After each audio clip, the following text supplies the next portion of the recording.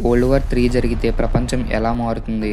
ఒకసారి ఊహించండి, ఒక ఉదయం మీరు నిద్రలేచి ఫోన్ చూస్తుంటే నెట్వర్క్ లేదు. బయటికి వెళ్తే పెట్రోల్ బంక్ దగ్గర పెద్ద క్యూ ఉంది. షాప్స్ క్లోజ్ అయిపోతున్నాయి. న్యూస్ ఛానల్స్ అన్నీ ఒకటే చెప్తున్నాయి, వరల్డ్ వార్ 3 స్టార్ట్ అయిందని. ఇది సినిమా సీన్ కాదు. కానీ ఒకవేళ నిజంగా జరిగితే మన ప్రపంచం ఎలా మారుతుంది అనే విషయాన్ని చాలామంది ఆలోచిస్తూ ఉంటారు. కానీ ఈరోజు మనం ఈ వీడియోలో అదే తెలుసుకోబోతున్నాం.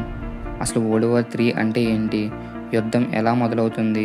న్యూక్లియర్ వెపన్స్ వల్ల ఎలాంటి ప్రమాదం జరుగుతుంది? కమ్యూనికేషన్ అండ్ ఇంటర్నెట్ పై ప్రభావం ఎలా ఉంటుంది? ఫుడ్ అండ్ పెట్రోల్ క్రైసిస్ ఎలా వస్తాయి? ఇండియా మీద ప్రభావం ఎలా ఉంటుంది? ఎకానమీ క్రాష్ ఎలా జరుగుతుంది? హ్యూమన్ లైఫ్ పై ప్రభావం ఎలా ఉంటుంది? ఇలాంటి విషయాలన్నీ ఈ వీడియోలో మాట్లాడబోతున్నాను. కాబట్టి ఇప్పుడే ఈ వీడియోని లైక్ చేసి మా ఛానల్కి కొత్తగా వచ్చినట్టయితే సబ్స్క్రైబ్ చేసుకోండి.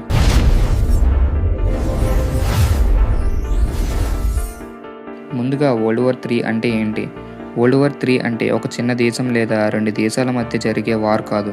ఇది ప్రపంచంలో ఉన్న పెద్ద దేశాలు, ఉదాహరణకు యునైటెడ్ స్టేట్స్, రష్యా, చైనా వంటి పవర్ఫుల్ కంట్రీస్ డైరెక్ట్గా లేదా ఇండైరెక్ట్గా ఇన్వాల్వ్ అయ్యే గ్లోబల్ లెవెల్ కాన్ఫ్లిక్ట్. అంటే ఒక దేశం మీద దాడి జరిగితే దాని ఫ్రెండ్స్ అయిన ఇతర దేశాలు కూడా సపోర్ట్ ఇవ్వడం వల్ల ఇది పెద్ద యుద్ధంగా మారుతుంది. చివరికి ఆల్మోస్ట్ అన్ని ఖండాలపై ప్రభావం చూసే సిచ్యువేషన్కి చేరుతుంది. యుద్ధం ఎలా మొదలవుతుంది? ఇలాంటి పెద్ద దేశాలు ఒక్కసారిగా స్టార్ట్ కావు. చిన్న చిన్న tension, border issues, political differences, military alliance వల్ల స్లోగా బిల్డ్ అవుతూ ఉంటాయి.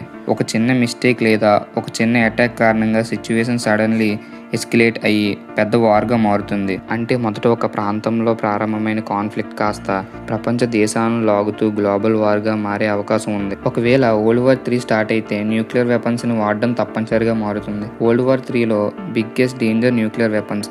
ఎందుకంటే ఒక న్యూక్లియర్ బాంబ్ పడితే ఒక సిటీ పూర్తిగా సెకండ్స్లో డెస్ట్రాయ్ అవుతుంది. బిల్డింగ్స్, రోడ్స్, హాస్పిటల్స్ అన్నీ ఒక్కసారి నాశనం అవుతాయి. అంతేకాదు, రేడియేషన్ వల్ల అక్కడి ప్రజలు ఇయర్స్ పాటు హెల్త్ ప్రాబ్లమ్స్తో సఫర్ అవుతారు. కొన్ని ప్రాంతాలు కంప్లీట్లీ అన్సేఫ్గా మారుతాయి. అంటే ఇది సాధారణ యుద్ధం కాదు, ఇది మాస్ డిస్ట్రక్షన్కి ఎగ్జాంపుల్ అవుతుంది.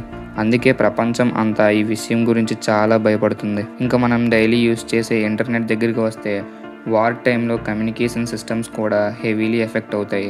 ఇంటర్నెట్ స్లో అవ్వచ్చు లేదా పూర్తిగా షట్ డౌన్ అవ్వచ్చు. మొబైల్ నెట్వర్క్స్ పనిచేయకపోవచ్చు. Online payments, UPI, banking services అన్నీ డిస్టర్బ్ అవుతాయి.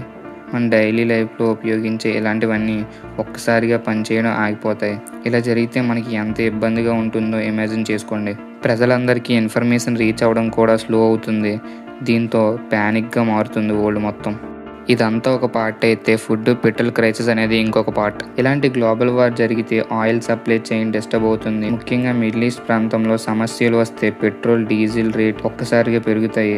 ట్రాన్స్పోర్టేషన్ కాస్ట్ పెరగడం వల్ల ఫుడ్ ప్రైజెస్ కూడా ఇంక్రీజ్ అవుతాయి. కొన్ని చోట్ల షార్టేజ్ కూడా వస్తుంది. అంటే మనీ ఉన్నా కూడా అవసరమైన ఐటమ్స్ దొరకని పరిస్థితులు రావచ్చు.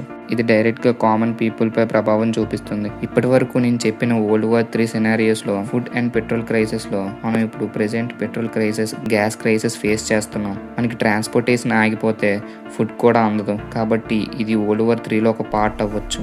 చెప్పలేం, ఎప్పుడైనా జరగచ్చు వరల్డ్ వార్ 3 అనేది. ఇదంతా చెప్పి నేను మిమ్మల్ని భయపెడుతున్నాను అనుకోకండి. వరల్డ్ వార్ 3 అనేది జరగవచ్చు, జరగకపోవచ్చు, అసలు చెప్పలేం. మనం ఆయా దేశాలపై ఆధారపడి ఉంటుంది అదంతా. వరల్డ్ వార్ 3 జరిగినా జరగకపోయినా కామన్ పీపుల్ పై మాత్రం బర్డెన్ తప్పదు. అది మొత్తం కామన్ అయిపోతుంది మనకి. ఇండియాపై ఎలాంటి ప్రభావం ఉంటుందంటే, ఇలాంటి పరిస్థితుల్లో ఇండియా కొద్దిగా రిస్క్లో పడుతుంది. ఎందుకంటే బార్డర్స్ దగ్గర టెన్షన్ పెరుగుతుంది, ఆర్మీ అలర్ట్లో ఉంటుంది, ఇంపోర్ట్స్ ఖర్చులు పెరుగుతాయి. గల్ఫ్ దేశాల్లో పనిచేస్తున్న ఇండియన్ వర్కర్స్ కూడా రిస్క్లో పడతారు. మన దేశంలో పెట్రోల్, గ్యాస్, ఫుడ్ ప్రైజెస్ పెరగడం వల్ల మిడిల్ క్లాస్ మరియు పూర్ పీపుల్ మీద ఎక్కువ భారం పడుతుంది. అంటే వార్ మన దేశంలో జరగకపోయినా కూడా దాని ఇంపాక్ట్ మన డైలీ లైఫ్లో క్లారిటీగా కనిపిస్తుంది. ఇప్పుడు మనం చూస్తుంది అదే. ఇంకా వరల్డ్ ఎకానమీ దగ్గరికి వస్తే వరల్డ్ ఎకానమీ క్రాష్ అవుతుంది. వరల్డ్ వార్ 3 వల్ల వరల్డ్ ఎకానమీ కూడా భారీగా దెబ్బతింటుంది. స్టాక్ మార్కెట్ పడిపోతుంది, కంపెనీస్ లాసెస్లోకి వెళ్ళిపోతాయి, జాబ్స్ పోతాయి, అన్ఎంప్లాయ్మెంట్ పెరుగుతుంది, కరెన్సీ వాల్యూ కూడా డౌన్ అవుతుంది. అంటే ఓవరాల్గా ఫైనాన్షియల్ స్టెబిలిటీ కొలాప్స్ అవుతుంది. దీనివల్ల ప్రజల సేవింగ్స్ కూడా రిస్క్లో పడతాయి.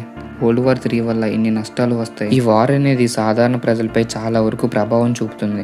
వార్ అంటే కేవలం సోల్జర్స్కి మాత్రమే కాదు, సాధారణ ప్రజలు కూడా సఫర్ అవుతారు. ఫ్యామిలీస్ సపరేట్ అవుతాయి, చాలామంది తమ ఇళ్లను వదిలి మైగ్రేట్ అవుతారు. ఫియర్ మరియు అన్సర్టినిటీ ప్రతి చోట ఉంటుంది. స్కూల్స్, కాలేజెస్, ఆఫీసెస్ అన్నీ డిస్టర్బ్ అవుతాయి. అంటే నార్మల్ లైఫ్ పూర్తిగా చేంజ్ అవుతుంది. ఇది ఎమోషనల్ మరియు సైకలాజికల్గా కూడా పెద్ద ఇంపాక్ట్ ఇస్తుంది. ఇదంతా చూసినప్పుడు మనకు ఒక విషయం క్లారిటీగా అర్థమవుతుంది. వరల్డ్ వార్ 3 అంటే కేవలం న్యూస్ హెడ్లైన్ కాదు, ఇది మన ఫ్యూచర్ను పూర్తిగా మార్చేసే సిచ్యువేషన్. టెక్నాలజీ ఇంత అడ్వాన్స్ అయినా కూడా వార్ కాన్సిక్వెన్సెస్ ఇంకా డేంజర్గానే ఉన్నాయి. అందుకే మనం కోరుకోవాల్సింది ఒక్కటే, ప్రపంచంలో శాంతి ఉండాలి, ఇలాంటి పెద్ద యుద్ధాలు ఎప్పుడూ జరగకూడదని. ఫైనల్గా నేనైతే ఒకటే చెప్తాను, యుద్ధం మొదలవ్వడానికి క్షణాలు చాలు, కానీ దాని ప్రభావం తరాల పాటు ఉంటుంది. వరల్డ్ వార్ 3 జరిగితే ఎంత డేంజర్ జరుగుతుందని మీకు తెలిసిన తర్వాత మీరేమంటారో కింద కామెంట్ చేయండి. అండ్ అలాగే ఈ వీడియోని లైక్ చేయడం మాత్రం మర్చిపోకండి. మీకు ఈ ఛానల్లో ఇన్ఫర్మేషన్ నచ్చితే సబ్స్క్రైబ్ చేసుకోండి. లాస్ట్ వరకు చూసినట్లయితే థ్యాంక్ యూ ఫర్ వాచింగ్.